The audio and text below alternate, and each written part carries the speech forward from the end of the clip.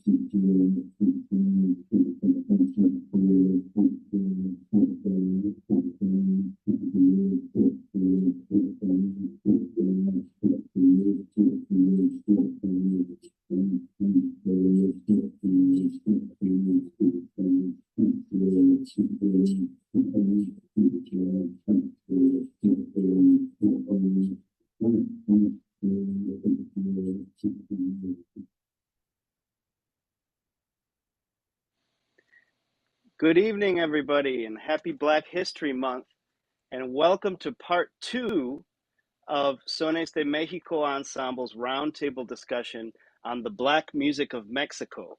Our goal today is to discuss the African root of Mexico and the profoundly significant role that Afro-Mexicans have played in the formation of contemporary Mexican identity, music, and art. Hey, Juan, you might need to put yourself on mute because we can hear you. Before we get started, I just want to give a few thank yous to some of the folks who made this possible. First and foremost, thank you to Juan Diaz and to Sones de Mexico Ensemble for trusting me to talk on this presentation. Thanks to AARP Illinois, the Accelerator Fund, Latinos Progresando, and the Greater Auburn Gresham Development Corporation. My name is Dr. Eric Hines, and I've been a member of Sones de Mexico Ensemble since 2015, playing drums and percussion. And joining us today, we have two distinguished panelists that I would like to introduce. First is Dr. Carol Adams. Dr. Adams is former president and CEO of the DuSable Museum of African American History and former chairman of the African American Studies Department at Loyola University. And she spent much of her career engaged in cultural arts research, analysis, and production. Her unique perspective on art and its integral role in shaping and defining culture and community is informed by her parallel study of sociology and Africana history and culture. This study has included research trips to Costa Chica and Veracruz to study Afro-Mexican identity. Also joining us today is Dr. Elena Gonzalez. Dr. Gonzalez is curator of civic engagement and social justice at the Chicago History Museum, where she's curating Aquí en Chicago for 2025 and an exhibition that celebrates the historically persistent cultural presence of Latine communities in Chicago, from creating thriving Latine communities to proud displays of cultural heritage to public actions to abolish white supremacy. She has curated exhibitions since 2006, beginning at the National Museum of Mexican Art, where she curated Who Are We Now? Roots, Resistance, and Recognition, which traveled through 2011 as part of the larger project, The African Presence in Mexico. And as a matter of fact, I've got that book right here. This book is wonderful. It's a little bit hard to find, but you might be able to find a copy on eBay or if you dig around a little bit. But the African Presence in Mexico exhibit at the National Museum of Mexican Art really opened my eyes up to a lot of information that I was looking for when it comes to this subject. And Dr. Gonzalez's chapter in this book is phenomenal, and I couldn't be more excited that she's going to be sharing some of that with us today. Before we hand it over to our panelists, I have prepared a whirlwind history lesson. So I'm going to start out with that. I have a timeline of Afro-Mexican historical events, and we're going to try to breeze through this as quickly as possible. So hold on, because it's a lot of information in a short amount of time. We start with the first arrival of the Spanish in present-day Mexico in 1517. Francisco Hernandez de Cordova arrived in the Yucatan Peninsula. He was sent there by the governor of Cuba to capture and enslave native people to go to work in the Caribbean islands, and his men encountered the Mayans who defended their land. So he went back to Cuba and reported what he had found, and in response, in 1519, Hernan Cortés was leading an army into present-day Mexico, an army of 550 men, which included Spaniards, indigenous Cubans, and Africans. In 1521, the fall of Tenochtitlan happened on August 13th. Cortés's army symbolically and officially toppled the seat of the Aztec Empire in present-day Mexico City. In the fall of Tenochtitlan, at least 6 black men were among Spain's forces, and one of these men was Juan Garrido, who participated in the founding of New Spain as a free man.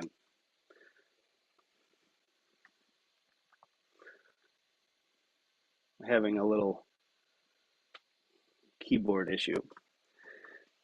So, starting in 1521, we have the arrival in bulk of African slaves to then New Spain. The abysmal decline of the indigenous population caused Spain to turn to Africa as a source of labor in agricultural, domestic, mining, and transportation industries. These first Africans who were brought as slaves to New Spain came from present-day Senegal, Gambia, and Guinea-Bissau. There were Afro-Mexican conquistadors that served in the Spanish companies in New Spain throughout the wars of conquest. One of them was Juan Valiente, who in 1533 negotiated out of slavery to become a conquistador and attained the rank of captain in the Spanish army. In 1595, a census recorded that Afro-Mexicans outnumbered both Spanish and mestizos in all urban areas of New Spain. By the 17th century, the Africans who were being brought to New Spain as slaves were now coming from West Central Africa, primarily from the regions of modern-day Angola. By the late 16th and early 17th centuries, Afro-Mexican participation in the Spanish military was significant. Researchers have documented over 500 Black conquistadors who helped establish New Spain.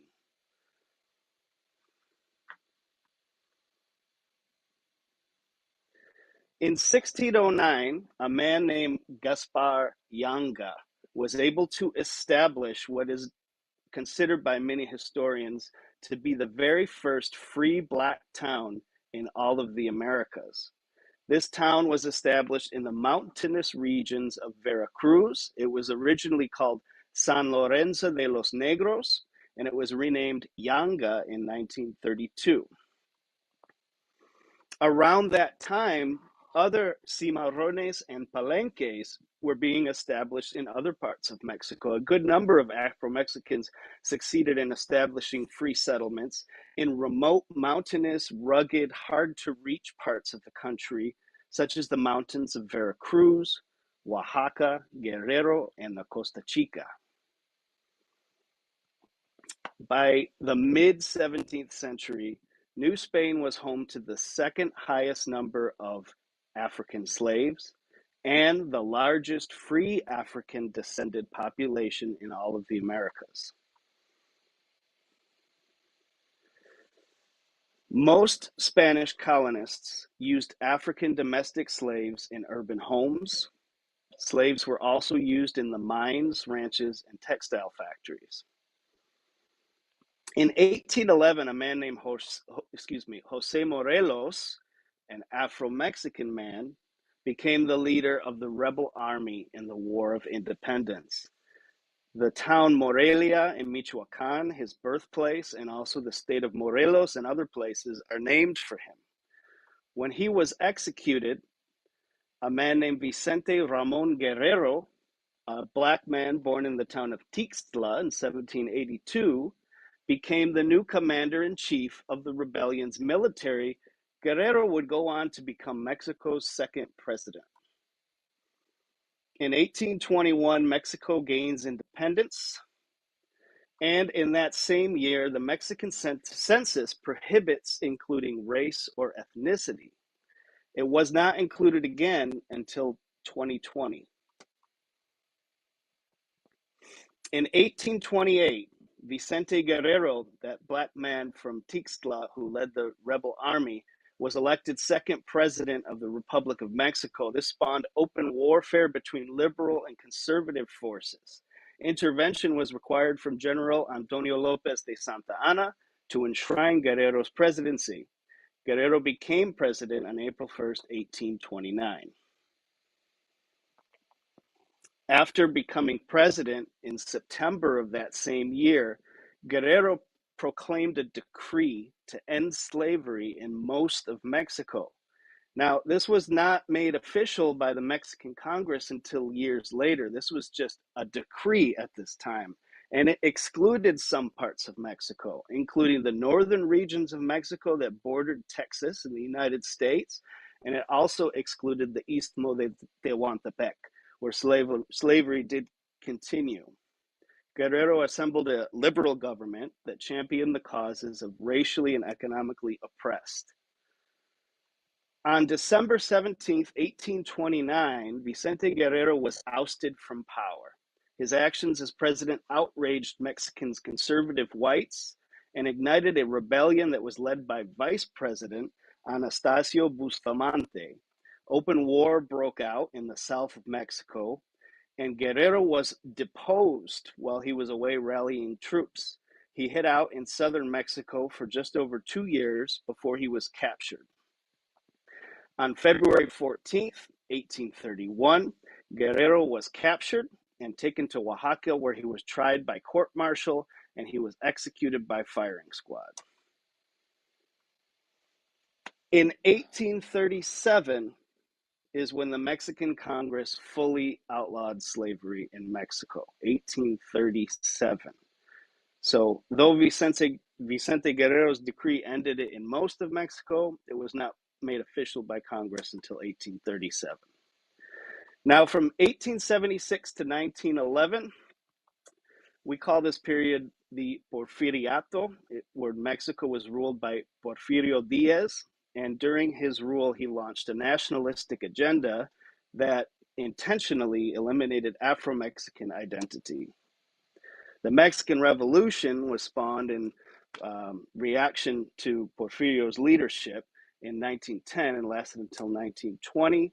In 1920, after the Mexican Revolution, a man named Jose Vasconcelos was appointed Mexico's first Minister of Education. And I'm not going to talk more about him because I know that Elena has some information on him. So I'm going to pause right there with that history lesson, and I'm going to pass it over to Dr. Carol Adams, who has led some research trips to Mexico to visit the Costa Chica and Veracruz and observe the Afro-Mexican presence. So, Dr. Adams, you have the microphone. Welcome. Well, thank you so much, and thank you for including me. I want to apologize for the background noise because, it's African American History Month, and us African American history professors get booked a lot. So I was double booked for tonight, and I'm at another event. So I thought I would be in a soundproof room, but you might get a little background. But I just wanted to say that as president of the Ensemble Museum, I was there when the African Presence in Mexico exhibition had been started at the National Mexican Museum. It started there, it ended at Ensemble. And we were so pleased to have it, and so pleased. We called ours From Younger to the Present, because we wanted to capture all that meant, and we wanted to introduce both of our communities to their African heritage in a way that they had not been. I mean, I had people that I knew from all over come to this who had no idea about their own African heritage. And so we had also a conference for young people called the Third Root, where we talked about that root that is very rarely discussed, the African root. People talked about the indigenous and the Spanish root, not the African root. We know that Africans traveled even before slavery. And what's important to us too is our history doesn't begin with slavery. Our history begins far before that. And that the people who came were not slaves, the people who came were enslaved, but they were people who had skills, who brought those skills with them, who were able to work in the silver mining beyond the domestic work, in the horses and all kinds of things, and brought with them things that contribute to the African Mexican culture to this day. And you see it expressed in the culinary, you see it expressed in the music, in the beats and the roots of the music in particular. The song Jarocho, I'm so pleased always. I didn't know when I was a teenager why I liked La Bamba. I found out later, okay? But we decided we would go, that what would be important for us was to take that trip and to go to Veracruz, to go to Costa Chica, to meet people and really experience this in a firsthand way. As in Brazil and other places, there were periods of time where the notion was, let's obliterate the African identity. Let's blend everything in, and let's say you're not African, you're Mexican, okay? And with language and all of that, that helps that to happen.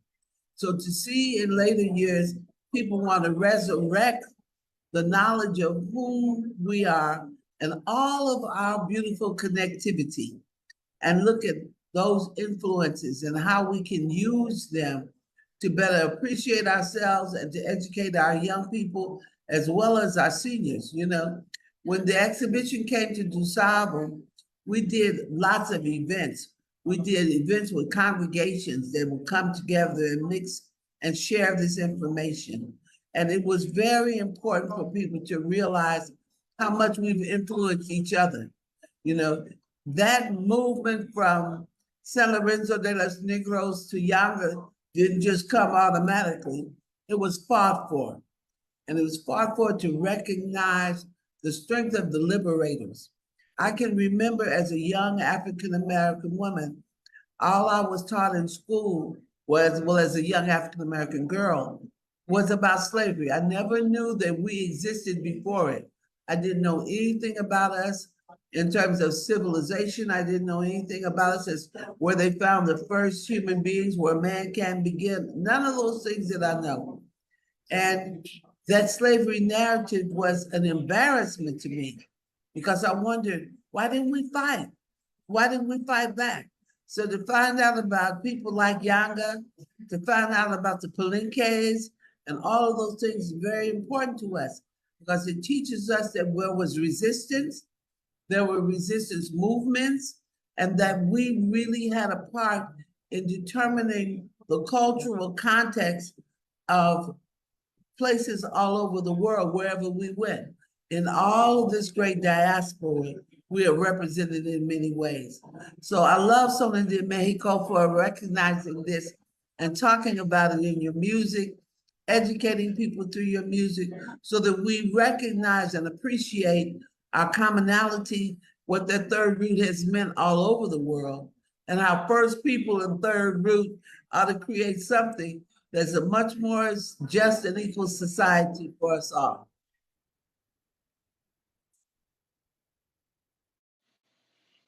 Thank you so much, Dr. Adams.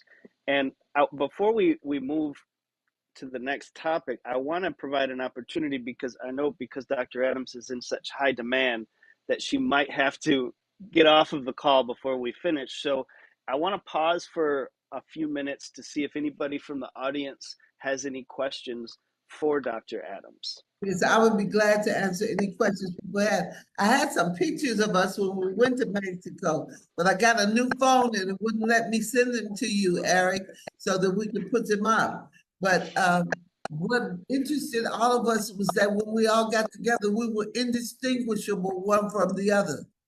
You know, and to visit the new museums, the Afro-Mexican Museum and what have you, was also very important for us. So any questions, I'd be glad to take them because I only have until 7. Yeah, and I think if anybody has questions, you can unmute yourself and you can also type in the chat. I see a hand up from Teresa. Can you unmute yourself? Yes, hi, good evening. Teresa Goodhue. I just wanted to share a little bit of history that I have through my mom, who is Lidia Guante, a former director of education at the National Museum of Mexican Art. I had an opportunity to go with her in 1997, I believe was the year, to Veracruz, and they took Muntu dance troupe with them. And they were participating, the dance group was participating in the Afro-Caribbean, like a dance and music festival that happened in Veracruz that year. And there was a playwright, and I'm sorry, I don't remember his name, but he was there to do research. And then I believe he produced a play about Yanga's life and the community that was developed there. But I wanted to just say that one of the most memorable elements from that trip was to see the Muntu dancers recognizing the rhythms and some of the dance steps from the other Latino groups that were performing from like Central and South America. And I just, that always stuck with me as this, being able to see that those connections being made for us, right? Having a certain understanding, and then to be able to recognize how threads of your culture are interlaced through other communities, other places around the globe. And I just wanted to share that out with you all. Thank you. Yes, because Muntu went on that very first trip as things were still being developed, research was being done and so forth. And it was very significant and important for them to see those connections and to be able to recognize them. And one of the things that impacted me when I went to Costa Rica was some of the culinary influences that reminded me of dishes that I had experienced in the South growing up and that I had seen in various other places throughout the diaspora, to see those things alive and to see that certain plants and certain other things and spices and traditions had also survived till this day. Dr. Adams, can you tell us a little bit about that museum that you mentioned in the Costa Chica? Well, it was a small museum that was sort of just a few years into existence when I came, but it was what many of these museums have been for us, and that is a liberation statement, because it was formed by people who really wanted to say, we will not let our history be obliterated. We will not let our influences go unrecognized and unattributed. So they talked about this whole history through some of which you reported in your earlier piece, the piece that got us started, when various politicians would decide to just obliterate this past and not speak of it. And so there were many, many decades where we were not counted at all. So where we went from being a significant part of the population, in some years being even more than the indigenous people in the locations to being considered an infinitesimal amount when really the influences are still there. And of course, with all the scientific advances we have now, if people actually took the DNA test and the various things that are available to them, I think those numbers would swell. Yeah, and that museum in the Costa Chica is named for Vicente Guerrero, and it is the Yes. only museum of Afro-Mexican culture in the world. Maybe one more question. I see Marta has your hand up.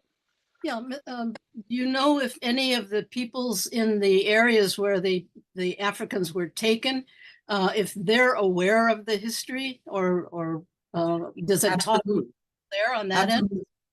Yes, there are some people who are aware.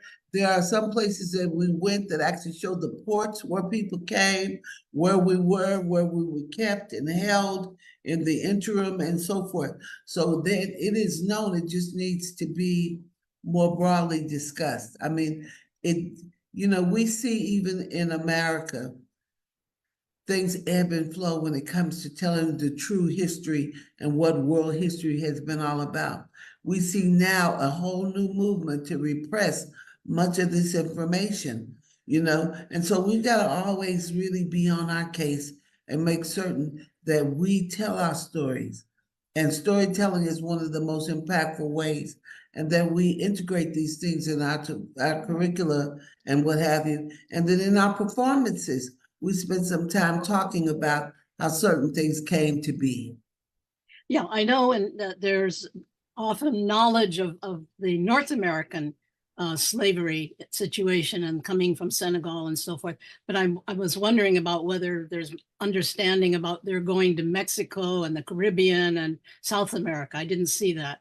Very limited understanding of it. So we need to understand it more and more. In your major world history, African American studies programs, we do study that because our diaspora is so great, we were distributed around much of the world. And because we were very early explorers, even before slavery, we went to various points in the world. We were navigators and sailors and what have you. People who came here were not people without skills. They were people who brought skills with them. They were able to impact agriculture and mining and animal husbandry and lots of crafts and other things. And so those influences need to be recognized and respected. Thank you. Thank you so much, Dr. Adams. I'm so excited that you're here with us. Thank you so much. And I'm a great admirer of your work. And I really love that you all are keeping this dialogue alive, because it's very important for us to constantly talk about and recognize these things, and to maybe do some other trips so people can go and see for themselves. Because the people we took with us from DuSable, this was their first exposure to this. And they were very amazed by the connectivity and the cultural connections that were very much in evidence in Veracruz and in Costa Rica. Well, thank you so much for taking the time. I know how in demand you are, and we appreciate. I'm so sorry. I really am. It means so much to have your expert perspective in on this topic. So thank you for that. Thank you so much for having me, and have a great discussion. You as well, Dr. Adams. All right, bye-bye. All right, we're going to pivot over to Dr. Gonzalez now, who's going to talk, I believe, well, she can talk about whatever she wants, but I think maybe a little bit about the post-revolutionary erasure of Afro-Mexican identity. Yes, I am. Thank you so much, Eric. And I just want to say, what an honor it was to share the virtual stage with Dr. Adams, and how kind it is for you and Juan and Ensemble de Mexico to invite me to be here this evening. It's a real pleasure to be with you all. So even though today I work at the Chicago History Museum, as Eric mentioned, we're going to go back in time a little bit for me, back to 2005, when I worked at the National Museum of Mexican Art, and we were preparing to open the exhibition, The African Presence in Mexico. And I want to note that this is something that was sort of brought up in Dr. Adams's remarks a little bit, but it was the work of the NMMA and their many partners at that time and in the decades prior, as well as the folks in Costa Chica and Veracruz, to suture Mexicanidad back together with its African roots, right? The understanding of what it means to be Mexican is intertwined with that African presence. And going back to the 90s, this was a topic that was really being embraced and fought for by the museum and by folks in Mexico. So at that time, I was on the committee to organize this exhibition, and I also curated the sister exhibition, Who Are We Now? Roots, Resistance, and Recognition, which was all about the relationships between Mexicanos and African Americans in the United States and between African Americans and the country of Mexico. So if you'd like to hear more about those projects, we can obviously talk about them today, but I also wrote about them quite a bit in my book, Exhibitions for Social Justice. But today I'm going to talk about how the African presence was erased moving forward from that part of the Mexican Revolution. The first step, though, is we need to put on our African presence goggles. This is a beautiful portrait of the Soldadera de Michoacán by Agustin Casasola. It's an incredible photograph from the very start of the Mexican Revolution.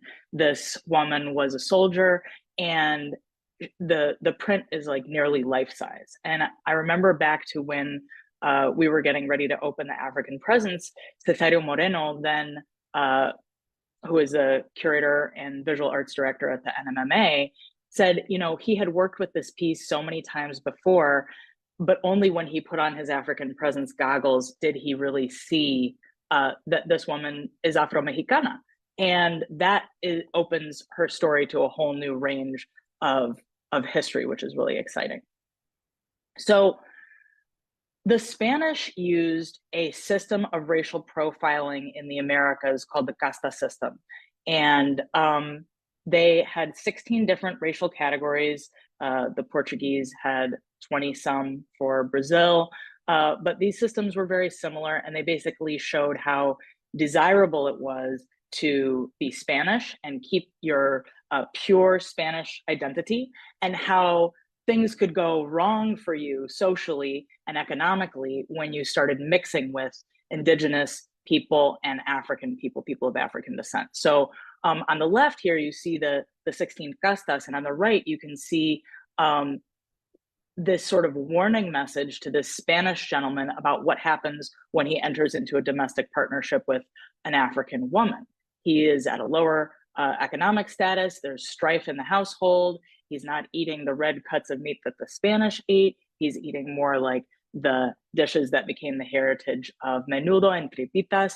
And this casta story is going to come back in a moment post-revolution. So Eric kindly mentioned the Porfiriato. Basically, you have Porfirio Diaz, who's pictured here. He's a dictator for 34 years. And the overthrow of his dictatorship is the start of the Mexican Revolution, which is a war that lasts for 10 years. So you have to think about the disruption and the chaos in a society that has been in a dictatorship for a generation and then is hit by a 10-year war. At least 10% of the Mexican population died. 10 to 20% actually was gone at the end of the war because many people also fled Mexico. And in fact, that's the root of much of our sort of early Mexican population here in Chicago is folks who actually were fleeing the Mexican Revolution. And in fact, my own family falls into that category as well. And at the end of the war, you have the majority of the Mexican population is illiterate because not only of the way that Porfirio Diaz ran his dictatorship, but also the ravages of this war.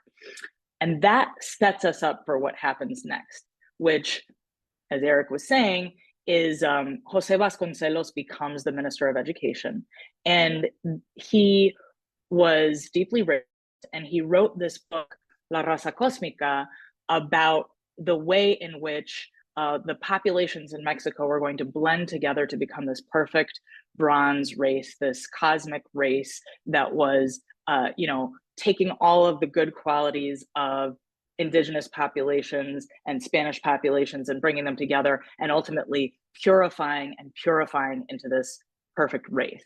But that notion of purification, of course, involves the elimination of the non-Spanish elements ultimately, and the co-optation of the indigenous elements, and sort of surreptitiously the African elements. So thinking back to the casta system, Vasconcelos said that Mexicanidad, being Mexican, is being mestizo, right? It's a mixture. And he used this term mestizo very carefully because that is actually one of the castas. When in the casta system, you have a Spanish person and an indigenous person come together, their child is mestizo. So mestizo means mixed, but mestizo also means this very specific union that is not African. And in that one word, and in creating this dynamic of Mexicanidad is mestizo, he effectively did this linguistic sleight of hand to erase that African presence. And then he hired the three great Mexican muralists, Diego Rivera, David Alfaro Siqueiros, Jose Clemente Orozco, to paint the walls of Mexico City with this story, right? This is Diego Rivera's incredible murals at the Palacio Nacional in Mexico City, which is enormous. And you can see like it actually extends onto the walls that we can't see on the right and left. This is a tremendous work of art. It's a narrative that shows the indigenous side, the Spanish side, the story of the revolution, but not that African piece. And that's not an accident. So Afro-Mexicanos played a key role in the war for independence, as we heard, and in the Mexican Revolution, as we heard. But by the end of the revolution, Mexicanidad actually did not include this idea of the Afro-Mexicano part. And Afro-Mexicanos helped build every mine and plantation in Mexico, every town, every hacienda, and they're still there today. So today, from the 1990s to the present, there's been a very strong resurgence of Afro-Mexicano identity and pride in that identity, like Dr. Adams was saying. On the right, this artist, Aide Rodriguez Lopez, is one of the artists in Costa Chica who's telling that story of what it means to be Afro-Mexicana. And then you've got African-American photographers from the United States, like Tony Gleaton, whose photograph is the black and white in the center, or Ron Wilkins, whose two photographs are the color ones on the sides, going to Mexico and having experiences like Dr. Adams described of searching for the African root, finding people, talking to people, learning about these histories that resonate with them, and actually having these really weird experiences where, like Tony Gleaton, for example, would talk to people and say, hey, this is amazing. I'm Black, you're Black, let's talk about this. And they would say, what are you talking about? We're not Black, we're Mexican. And that is the legacy of the process that Eric was talking about, where race was abolished from the census as part of the effort to abolish slavery and to abolish the casta system.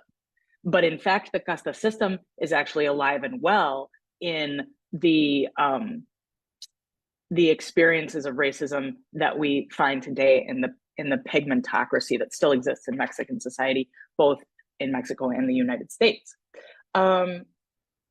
So when we were getting ready to open the African presence at the NMMA, Carlos Tortolero, one of the co-founding directors and of course president until last December, said to everyone, you know, every African American who comes into the museum needs to feel that we are so excited that we have the opportunity to welcome our long lost cousins to the museum. And this message really resonated across the museum in different families in different ways. And this is my family. This is on the left, my great grandma Rosa, and on the right, my cousin Sarah. And when I told my father about the history that we were telling, immediately he put on his African presence goggles, as so many people did at that time in the museum, and said, oh my goodness, your cousin Sarah is Black. And what he didn't mean, she identifies as Black, right? He meant, I'm looking through this lens and I'm seeing this history in our own family. And so our work today is to keep sharing this history and suturing Mexicanidad back together with that African presence. Thank you so much.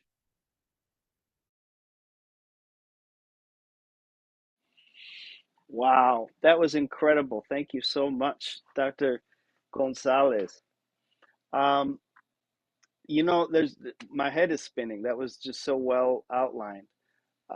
And by the way, before I forget, I also wanted to mention, you know, Dr. Gonzalez mentioned Cesario, who was one of our panelists at part one of the Black Music of Mexico, which if you want to view that and you weren't present for that, lives on Sones de Mexico's YouTube channel.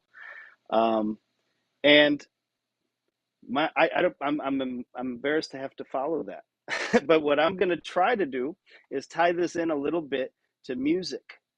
So I'm going to take about the next 10 minutes or so to talk a little bit about how we can observe the African presence in Mexican music, and then we're going to open it up for questions for the remainder of the session. So one of the things that Dr. Adams mentioned and that Dr. Gonzalez mentioned is the contributions that exist in the fabric of the Mexican identity that you cannot remove. Even if you don't talk about them, they're always there. It's in the cuisine, it's in the fashion, it's in so much of the culture. And Dr. Adams pointed out how the Africans who were brought to Mexico were skilled, and they brought with them these skills. And one of the major skills that was brought that can be observed everywhere in the African diaspora is music. And one of the most particular elements of Mexican music and all music throughout the African diaspora is dance and rhythm, along with call and response and other elements. In the last segment, in part one, we talked about this duality of meter that is present in all different forms of Mexican music.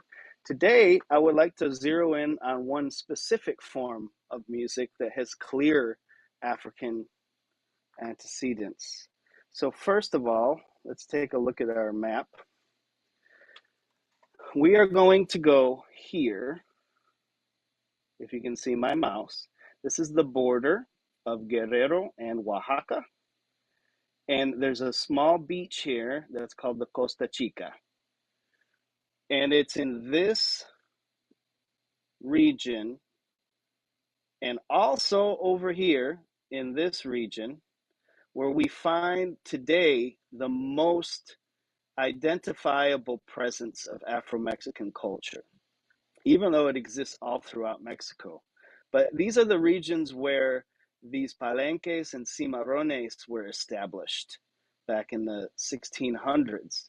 These free towns that were established by runaway slaves or Africans who refused to be enslaved. So even to this day, when you go to these remote, very difficult to reach parts of Mexico, you will find communities of people who look very Afro-Mexican, and even in the Costa Chica identify as Afro-Mexican, which is very different from the rest of the country. And this region here, my friend Irecani, who's also a member of Sones de Mexico Ensemble, has been here, and you know he attests at how difficult it is to get there. Like just driving there today, there are no roads that are easy to navigate. There are certain areas that you can't walk around without a machete because of the crocodiles that are, you know, lurking around. So these are still very remote, isolated regions. And one of the styles of Mexican son that Sones de Mexico performs and talks about that comes from this region is a style that's called the son de artesa. And Dr. Gonzalez actually had a nice painting of the son de artesa in her presentation. And as a matter of fact, and this was not planned at the beginning, the video that Juan put together had a performance of son de tarima, which comes from the son de artesa. So I would like to talk a little bit about that. And I've put together some videos that kind of show you the evolution of the son de artesa. Now, it originated in this region. I don't think anybody knows when it originated, but everybody pretty much agrees that it is absolutely an African art form, an Afro-Mexican art form. And the son de artesa, the artesa refers to a canoe that would be turned upside down and danced on with bare feet. So the canoe actually becomes a drum that you play with your feet. And it's that dance and rhythmic connection that has such a strong pull towards African tradition. And together with that, we have some other percussion instruments and singing and dancing and some melody instruments. So let's take a look at a little bit of some traditional son de artesa. Now, if you look at this artesa, this is typical. You have a horse's head and a horse's tail. And many believe that the reason for that is that the Afro-Mexicans were celebrating their freedom, and they were creating the artesa to represent something Spanish that they could dance on top of. So it represents the animals of the Spaniards. Let's watch and listen to a little.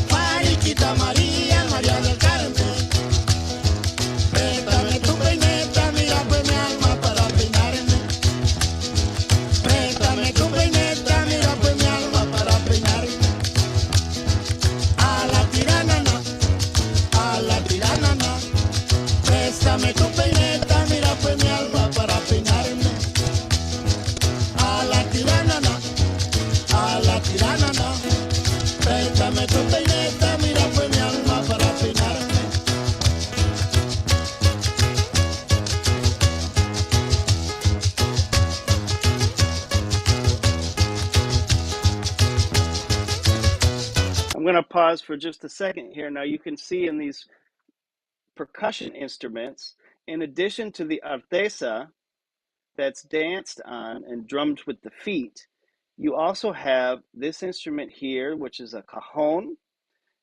Sometimes that's referred to as a cajon de tamboreo, the cajon that you drum on. And it's played with the open hand and with a stick or sometimes a wooden block in the other hand. It could also be played with two hands. There's not one definitive way to play this instrument or one definitive rhythm on it. It's different from player to player, but there are commonalities here. And you also have this long piece of bamboo that's filled with seeds, which is called huacharasca. And the rhythms that are being played both by the feet of the dancers and on the cajon are in that duality of meter that we talked about in part 1 of these talks. It's in 2 and it's in 3. It's simple and it's compound. Café con pan is inside of this rhythm. So listen a little bit more and then I'm going to play a couple other examples.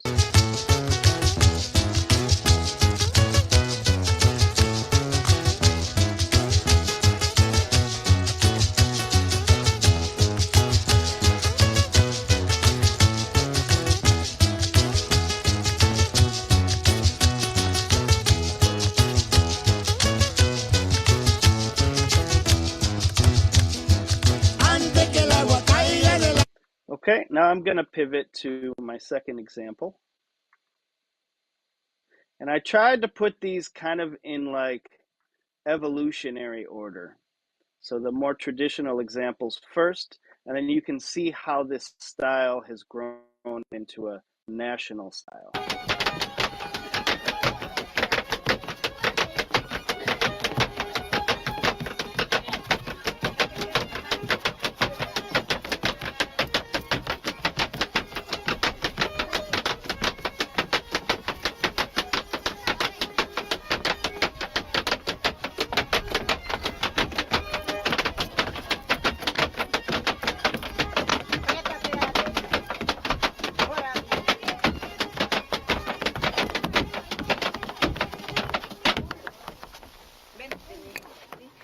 otras que venían de otras partes se me iban a ver allí como nosotros andamos bailando y los regalaban buenos regalos.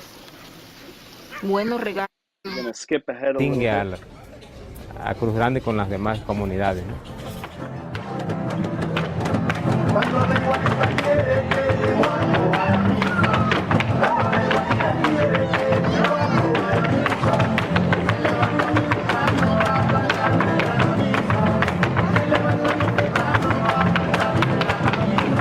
Okay, now a lot going on here.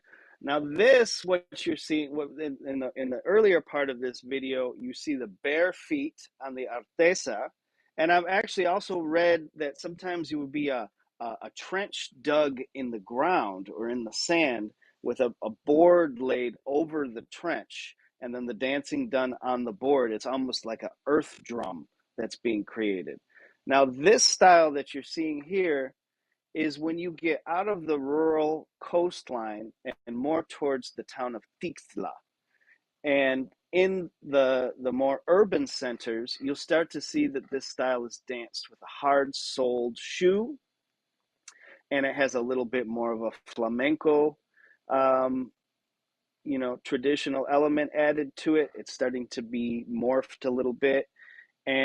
But then you also see, this is La Iguana, which is one of the most famous songs in this style, where the dancers are imitating different animals and the movements of animals. And many times a handkerchief is employed by the dancers. In La Iguana, sometimes a handkerchief is put in the mouth of the male dancer, and it looks like the red tongue of the iguana. So you start to see the difference between the original style and the rural style, and then a more contemporary style, which starts to evolve into a national style of this tradition that is sometimes referred to as the son de tarima. The tarima is the term for the wooden box that's typically danced on with the hard-soled shoes, the Mexican tap dancing that's observed in a lot of folklorical dancing. So now, let me move to our next video.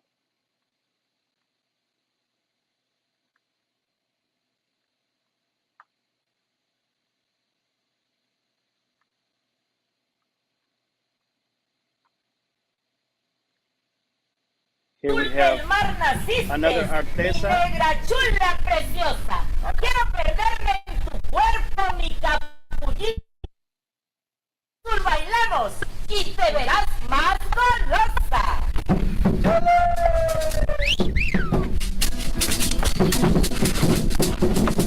Typical for three dancers to dance on the artesa.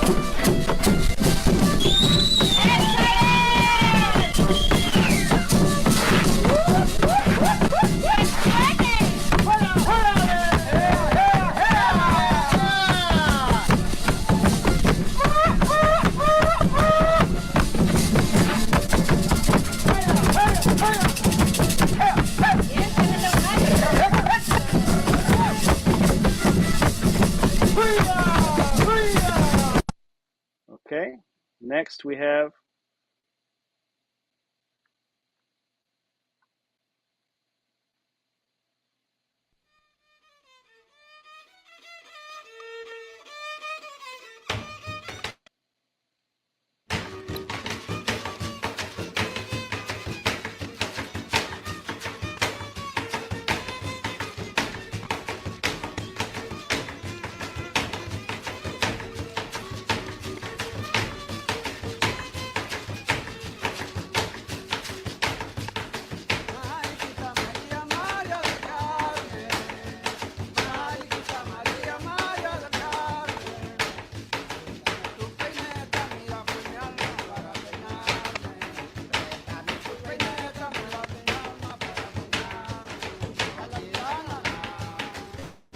So we see some different styles and techniques of playing the cajon, a combination of hands and sticks.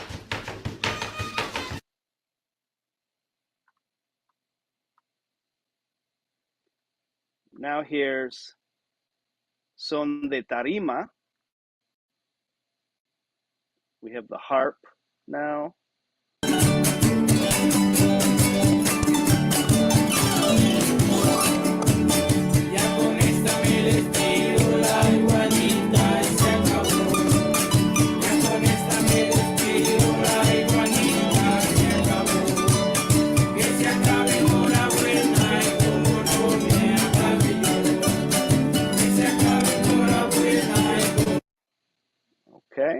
And then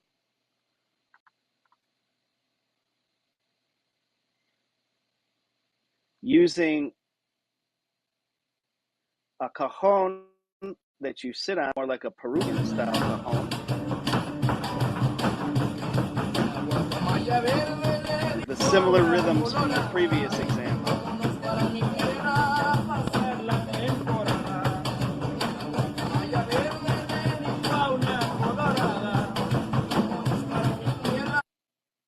Okay, and then finally, the stage version.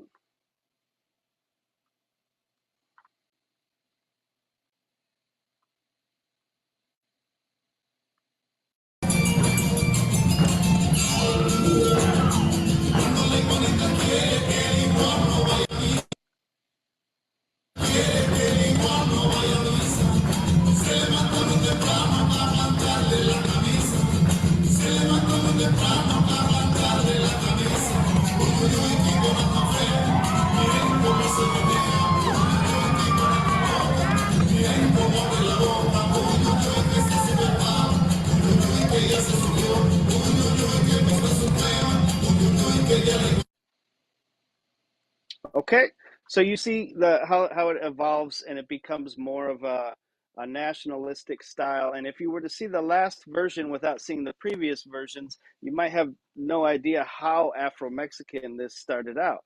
Now, the main rhythm that you're hearing, I'd like to demonstrate the way that we perform it with Sones de Mexico Ensemble. I'm going to move to the cajon. So typically, we will perform with a cajon like this. Sometimes we'll perform with the more traditional instruments, but the rhythm that's being played percussively, at least our interpretation of it, which we heard on some of those videos, sounds a little bit like this.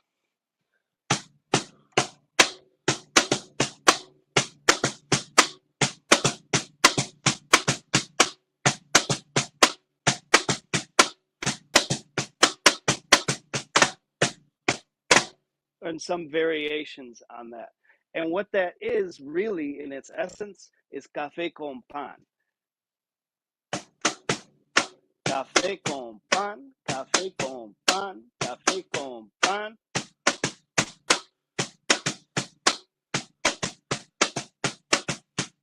Café con pan, café con pan.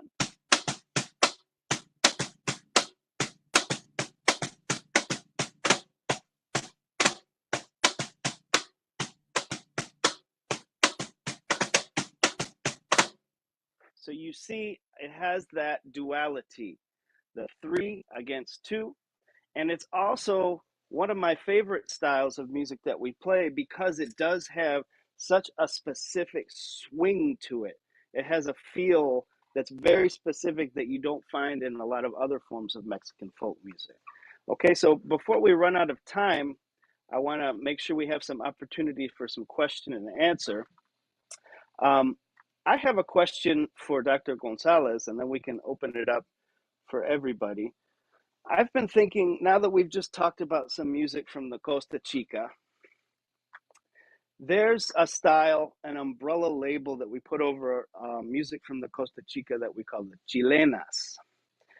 And what that refers to is this origin story in which there were miners, black miners from Chile, who were making their way up to California during the gold rush in the 1840s.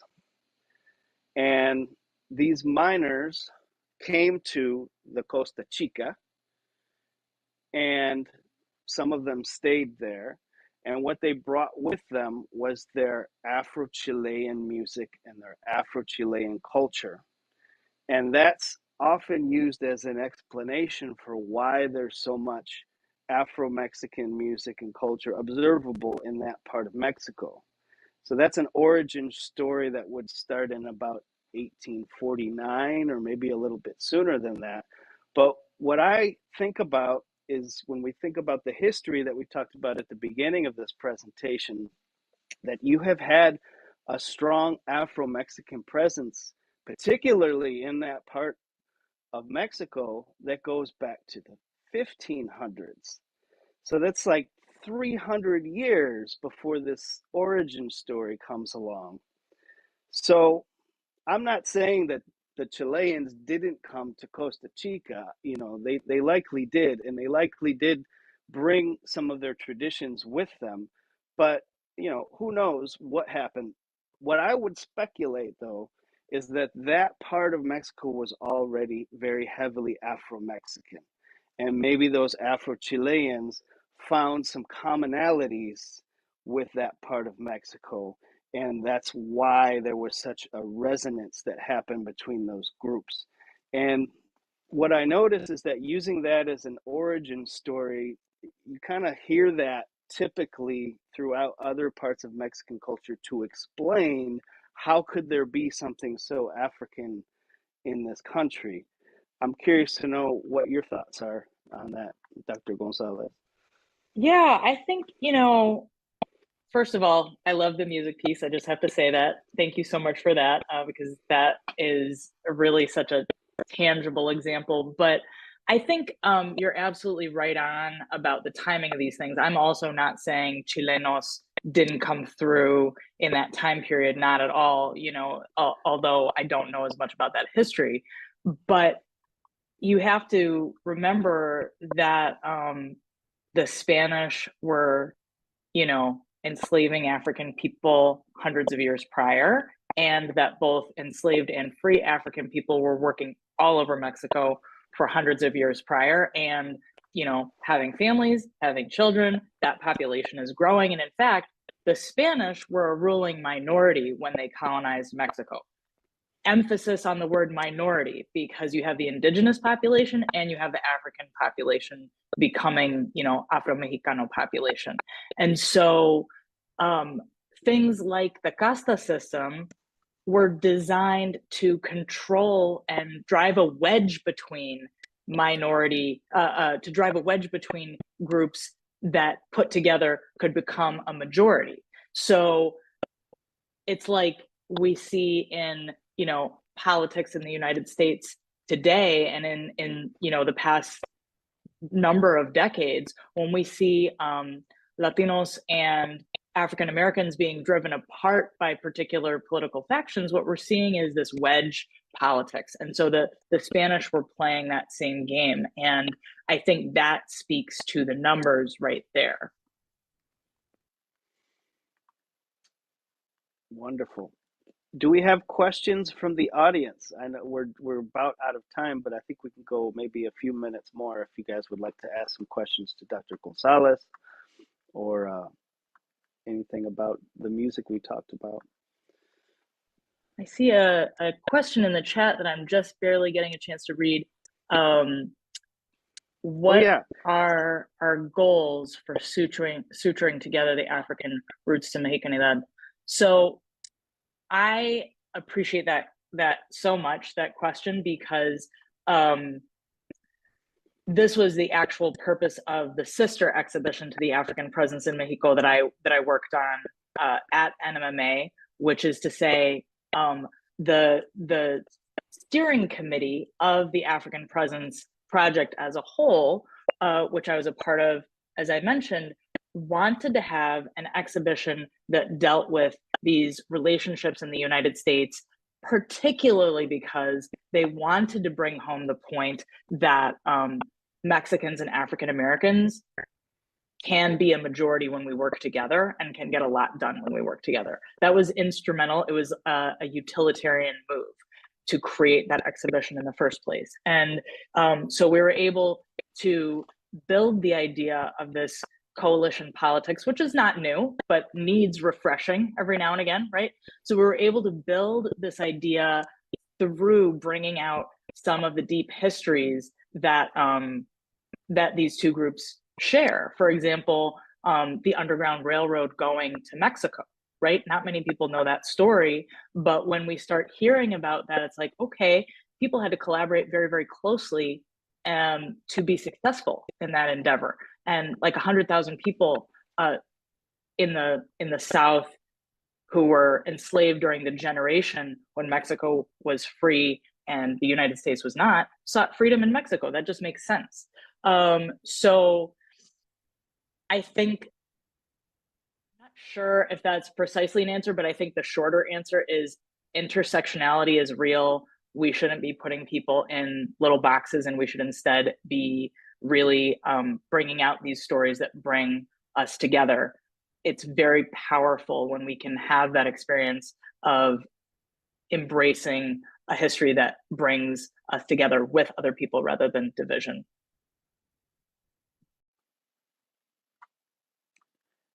Jeff Zahos, did you raise your hand? I thought I saw a hand come up. I did, just for a second.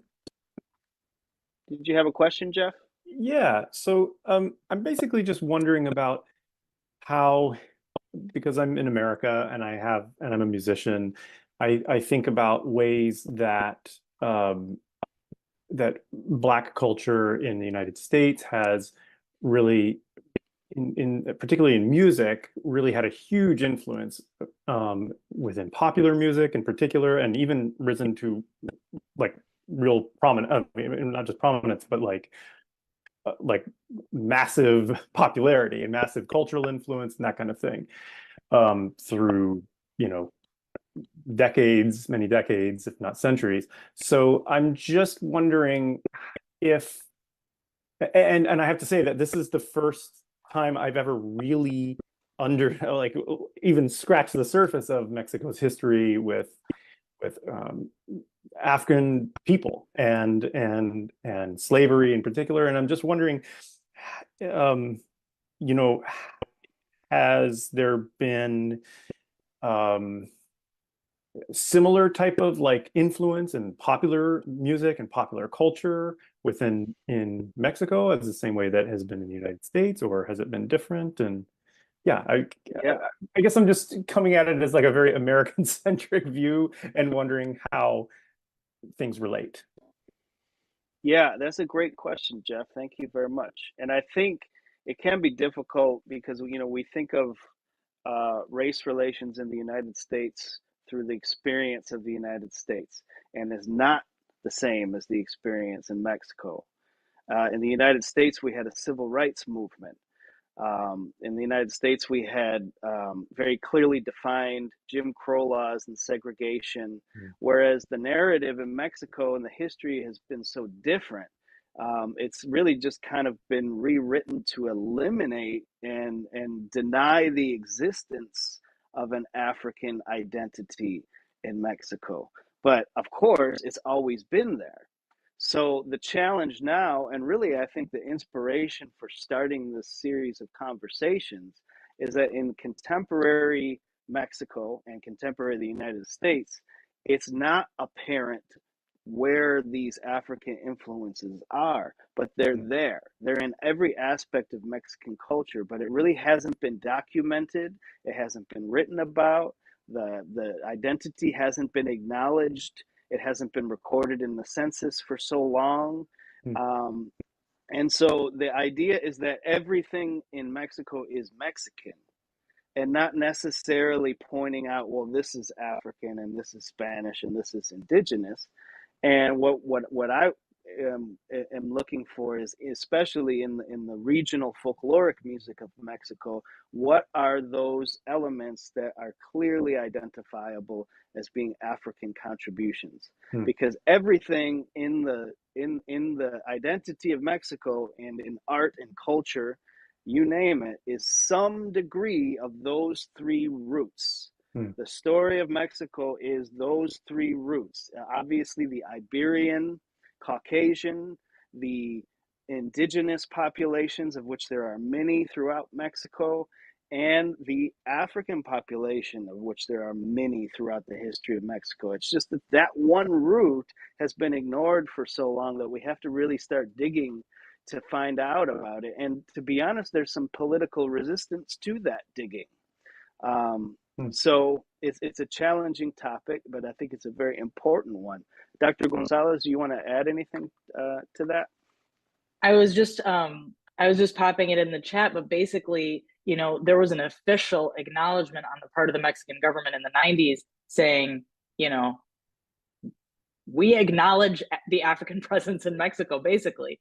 And that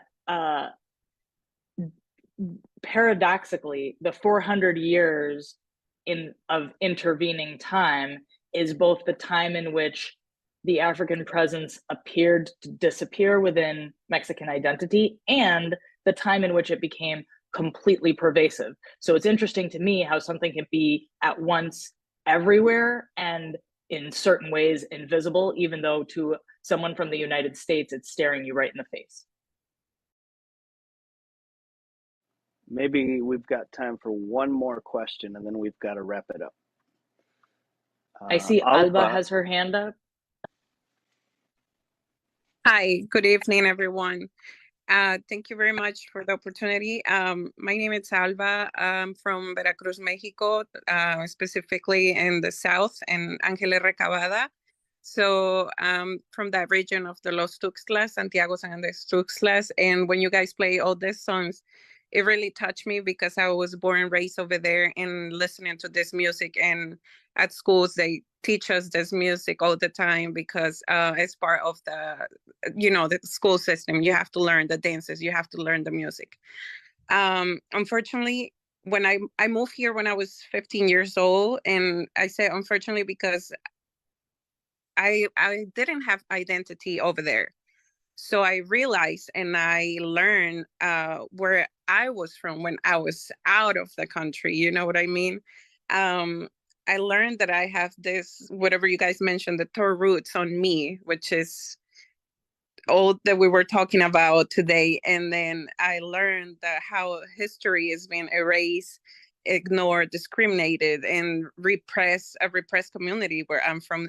And still people don't know there in that area where we come from. So it's a lot of ignorance, I'll say that.